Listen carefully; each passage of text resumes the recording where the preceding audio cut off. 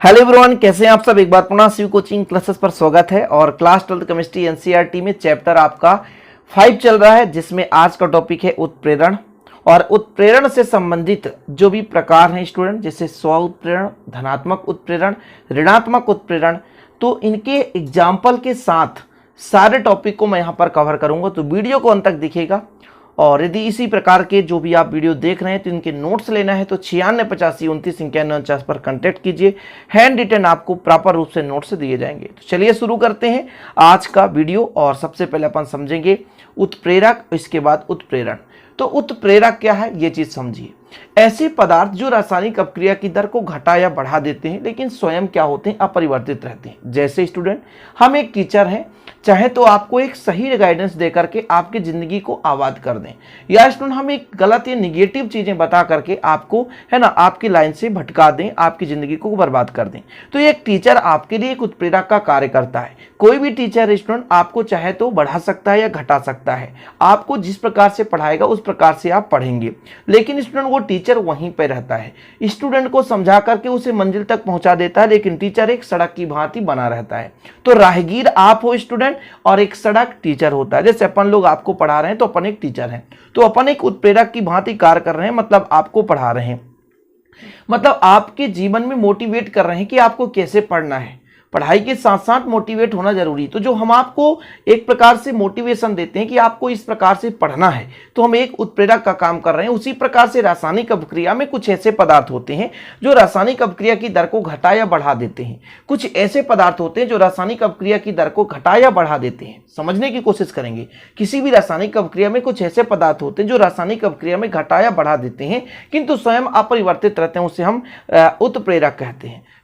यहाँ पर आप परिभाषा समझे कि वह पदार्थ जो किसी अवक्रिया में बिना प्रयुक्त हुए अवक्रिया की वेग को बढ़ा देता है या परिवर्तित कर देता है स्टूडेंट, उसे हम उत्प्रेरक कहते हैं।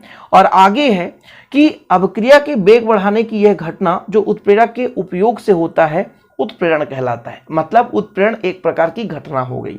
ठीक है, जो पदार्थ है जो प्रेरित कर रहा है वो उत्प्रेरक है, और इनके बीच जो घटना हो रही है उसे हम कहते हैं उत्प्रेरण। समझ गए? क्लियर है? समझ गए ना कि हमारे और आपके बीच, आप स्टूडेंट हैं, हम एक टीचर हैं, तो हमारे और आपके बीच कुछ ना कुछ कम्युनिकेशन है, जिसके कारण आप पढ़ाई कर रहे हैं, आप मोटिवेट हो रहे हैं। तो स्टूडेंट, ये जो घटनाक्रम हो रहा है ना, उसे कहते हैं उत्प्रेरण। चीजें क्लियर? अब हम बात करेंगे उत्प्रेरण के प्रकार। उत्प्रेरक के मतलब उत्प्रेरक से ही संबंधित उत्प्रेरण होता है स्टूडेंट, इसलिए आप लोग समझेंगे, कोशिश करेंगे, क्योंकि आपको यदि मिल जाए कि उत्प्रेरण के प्रकार या उत्प्रेरक के प्रकार, तो आप कंफ्यूज नहीं होंगे कि उत्प्रेरक के प्रकार को ही हम उत्प्रेरण कहते हैं। क्योंकि उत्प्रेरण तो एक घटना है, लेकिन कांड कौन कर रहा है, कंडीशन कौन बदल रहा है, वो तो उत्प्रेरक बदल रहा है। तो उत्प्रेरक के प्रकार में पहला है धनात्मक उत्प्रेरण। धनात्मक यानी जो पॉजिटिव सोचे, पॉजिटिव काम करे, आपको सही दिशा दे, यानी आपकी क्रिया की दर को बढ़ा दे, वो धनात्मक उत्प्रेरण कहलाता है।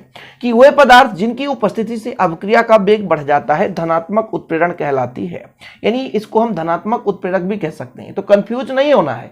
ठीक है, इसको हम स्टूडेंट ऐसा लिख दे, धनात्मक उत्प्रेरक कह दें, और यह घटना धनात्मक उत्प्रेरण कहलाती है। चीजें क्लियर है? मैंने कहा ना, उत्प्रेरक के ही ये प्रकार हैं, लेकिन इसमें घटना हो रही है, उसे हम कहते हैं धनात्मक उत्प्रेरण। ठीक है ना? तो धनात्मक उत्प्रेरक यदि आपसे कोई कहे तो यहां से परिभाषा देना है कि ऐसे पदार्थ जिनकी उपस्थिति से अवक्रिया की दर क्या होती है, बढ़ जाती है। ऐसे पदार्थ जिनकी उपस्थिति से अवक्रिया की दर क्या होती है, बढ़ जाती है, उसे हम कहते हैं धनात्मक उत्प्रेरक। और इसमें जो होने वाली घटना है वो घटना कहलाती है धनात्मक उत्प्रेरण।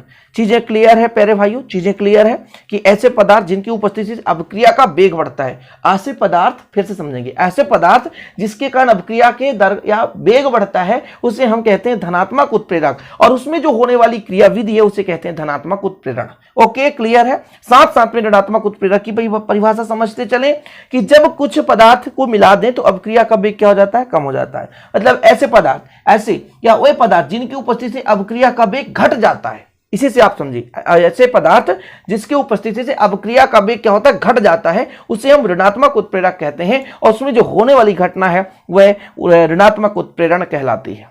समझ गए? चीजें क्लियर है? यदि आपसे कोई कह दे उत्प्रेरक के प्रकार बताओ, तो जब आप बताओगे धनात्मक उत्प्रेरक, तो आप कह दोगे प्यारे भाइयों कि ऐसे पदार्थ जो रासायनिक अपक्रिया की दर को क्या कर देते हैं, बढ़ाते हैं, उसे हम धनात्मक उत्प्रेरक कहते हैं।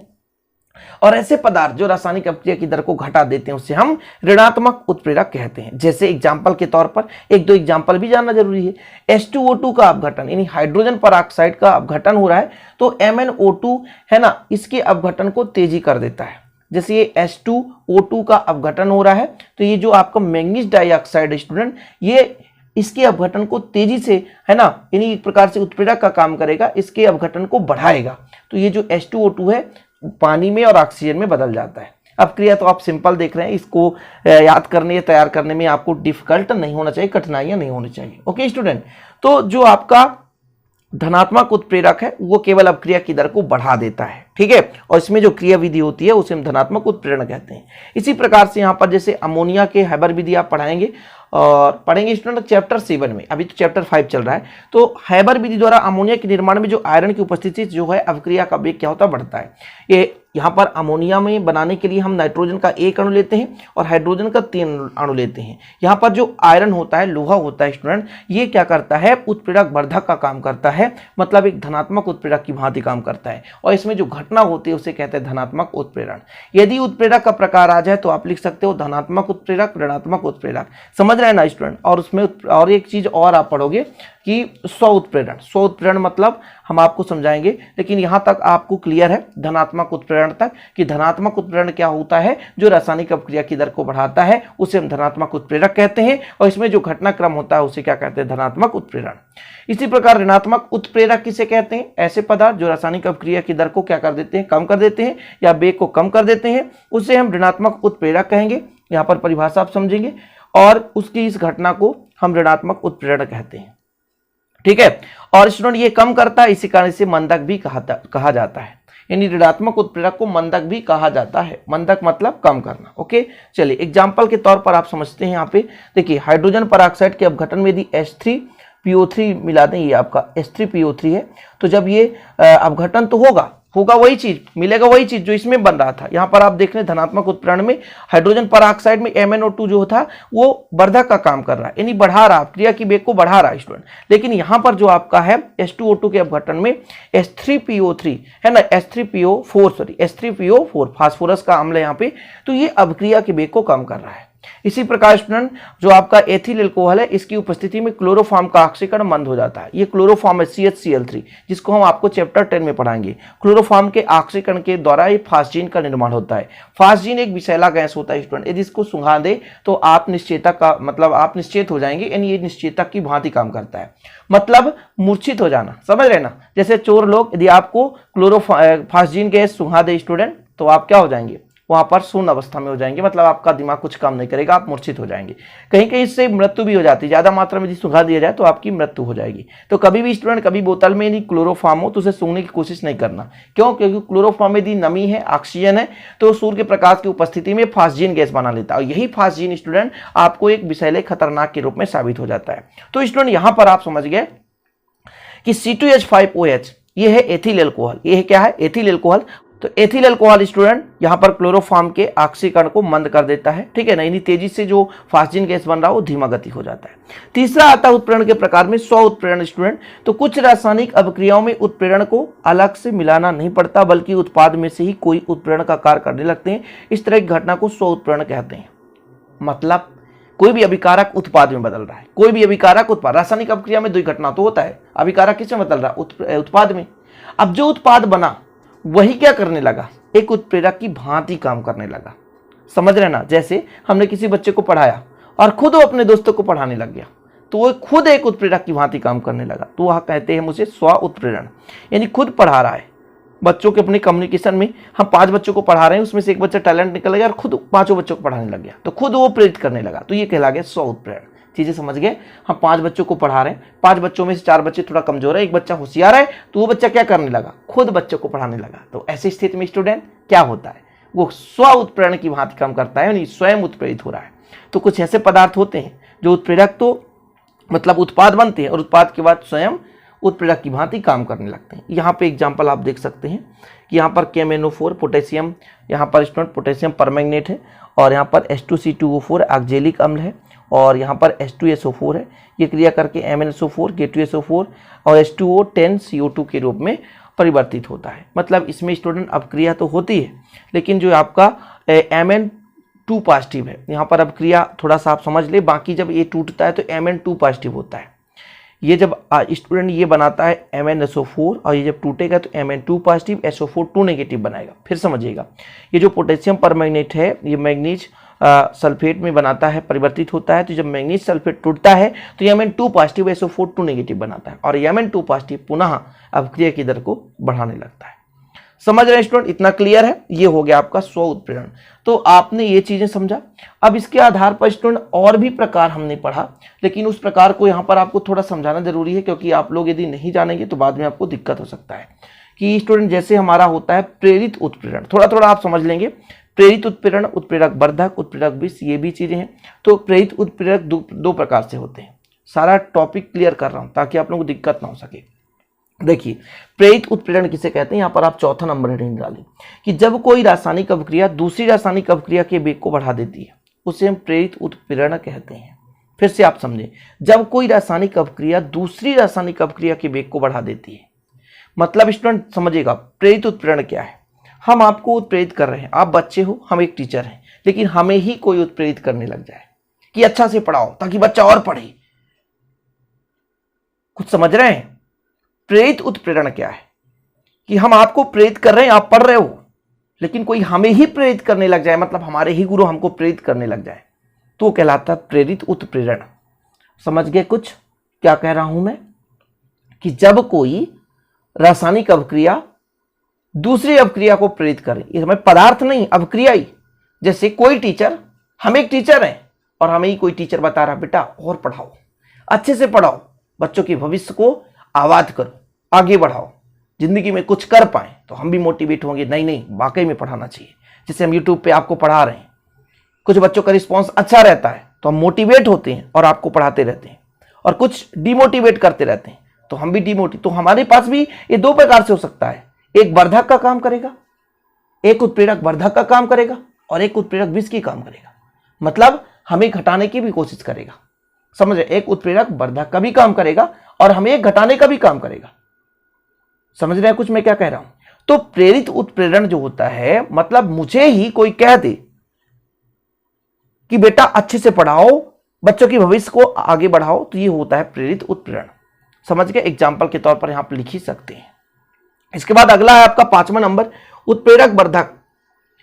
कुछ ऐसे पदार्थ होते हैं जो स्वयं उत्प्रेरक का कार्य नहीं करते, परंतु उसकी उपस्थिति अन्य उत्प्रेरक को उत्प्रेरक की सक्रियता को बढ़ा देते हैं, इसे उत्प्रेरक वर्धक कहते हैं। जैसे मैंने अभी आपको समझाया, सेम। समझ रहे ना? प्रेरित यानी प्रेरित कर रहा है, वो खुद नहीं पढ़ाएगा आपको, लेकिन मुझे कहेगा बेटा पढ़ाओ, तो मैं आपको अच्छे से पढ़ाऊंगा, अच्छे से दे सकूंगा, तो वो कहलाता है प्रेरित उत्प्रेरक। जैसे यहां पर आप देख सकते हैं N2+3H2 FeNO। MO क्या है? मॉलिबेडनम है। क्या है? मॉलिबेडनम। ये मॉलिबेडनम जो है आयरन को कहता है बेटा और आप अभिक्रिया की दर को बढ़ाओ। उत्प्रेरक का वर्धक का काम कर रहा है कि तू और अभिक्रिया की, देखो आयरन क्या कर रहा है, इसके ऑक्सीकरणों को बढ़ाएगा, इसकी अभिक्रिया को तीव्र करेगा। लेकिन यहां पर मॉलिबेडनम क्या कर रहा है? मॉलिबेडनम खाली नहीं बैठा है, वो कह रहा है, आयरन को कह रहा है, टॉर्चर कर रहा है, फोकस कर रहा है, उसको मोटिवेट कर रहा है कि तू और अभिक्रिया की दर को बढ़ाओ। वो खुद नहीं कर रहा, अभिक्रिया में कोई परिवर्तन नहीं कर रहा, लेकिन केवल और केवल उसका काम है आयरन को मोटिवेट करना। यहां पर हैबर विधि में अमोनिया का निर्माण होता है, N2 और H2 मिलता है, नाइट्रोजन और हाइड्रोजन आपस में मिलकर अमोनिया गैस का निर्माण करता है स्टूडेंट। लेकिन यहां पर आयरन जो है लोहा है, जो लोहा है वो काम करता है उत्प्रेरक का काम, लेकिन मॉलिबेडनम यहां पर उत्प्रेरक को कहता है कि तू अभिक्रिया की दर को बढ़ा। समझ रहे हैं कुछ? मॉलिबेडनम कहता है तू अभिक्रिया की दर को बढ़ा, तो यहां पर स्टूडेंट आयरन जो है वो उत्प्रेरक का काम करता है, लेकिन मॉलिबेडनम उत्प्रेरक वर्धक का काम करता है। और छठा नंबर आता है उत्प्रेरक विष। इसमें ऐसे पदार्थ जो रासायनिक अभिक्रिया की दर को घटाते हैं, सक्रियता को कम करते हैं। मतलब भैया यहां पर जो प्लेटिनम है, ये प्लेटिनम है, ये अभिक्रिया की दर को तो बढ़ा रहा था, लेकिन प्लेटिनम को ही डिमोटिवेट करने लगा। कौन? Carbon monoxide. उत्प्रेरक विष के रूप में काम करता है। जैसे आप किसी काम को बड़े लगन से कर रहे हो, बड़े लगन से कर रहे हो, करते जा रहे हो, लेकिन एक व्यक्ति आप बोले अरे ये क्या काम है, छी ये कुछ काम नहीं है, तेरा गंदा काम है, तू कुछ नहीं, मतलब इसमें कुछ प्राप्त नहीं कर सकता, हासिल नहीं कर पाता, तेरी मंजिल गलत रास्ते पर चल रहा है, तो वो व्यक्ति क्या करेगा? डिमोटिवेट हो जाएगा और उस काम को नहीं कर पाएगा, वहीं पे रोक देगा। तो ये है उत्प्रेरक विष। उत्प्रेरक विष मतलब अब क्रिया की दर को घटाएगा। उत्प्रेरक को ही एक विष पिला रहा है, होते हैं ना घर की वेदी लंका ढाबे, मतलब आपके घर में ही कोई शैतान आकर बस जाए साला और आपके घर के व्यक्ति में फूट डाल रहा है कि तू ऐसा कर ऐसा कर ऐसा कर, तो घर में सामंजस्य नहीं बने रहने देगा। वो घर में फूट हो जाएगा, घर में लड़ाई होगा, मतलब एक रहस्य में शांति में कमी आएगी। उसी प्रकार से एक उत्प्रेरक काम कर रहा है लेकिन उसको सामने वाला कहता है तू गलत कर रहा है, तेरा पढ़ाना काम नहीं है, तो इन सब चीजों में क्यों अपना टाइम इन्वेस्ट कर रहा है। तो ऐसी स्थिति में स्टूडेंट वो क्या करता है, फिर वो गलत करने लगता है, वो सही काम नहीं कर पाता, वो उत्प्रेरक की भांति काम नहीं करता बल्कि विष की भांति काम करने लगता है, तो उसे कहते हैं उत्प्रेरक विष। ओके स्टूडेंट, ये समझ गए।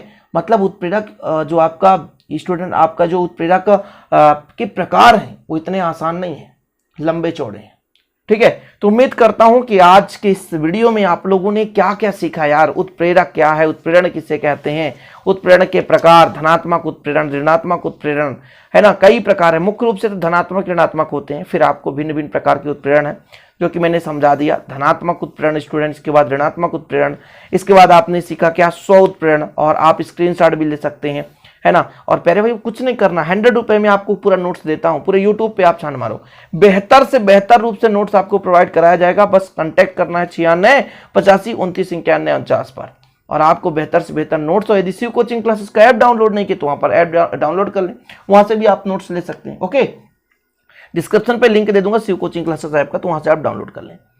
तो इस प्रकार से स्टूडेंट आपका हो जाता है कंप्लीट। उम्मीद करता हूं कि आज का वीडियो भी आपको पसंद आया होगा। पसंद आया तो लाइक करिए, दोस्तों के साथ शेयर करिए।